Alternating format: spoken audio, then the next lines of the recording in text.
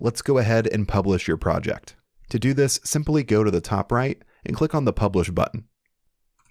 And this process can take a couple of minutes to complete.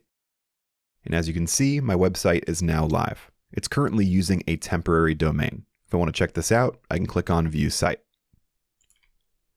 And here's what my website looks like now that it's published. However, I do want to take this off of the temporary domain and connect it to a custom domain. So I'm going to switch back over to Horizons here and click on Connect to a Custom Domain. And since I purchased the yearly plan, I have one free domain available. So here I'll type in calebmedicsphotography.com. And as you can see, it's going to be free for the first year. So I'll click on this, then go down and click on Next. Here I'll select my country, which is the United States. This is a personal domain. Click on Next Step. Then I'll enter my contact details. With that filled out, I'll go down and click on Finish Registration.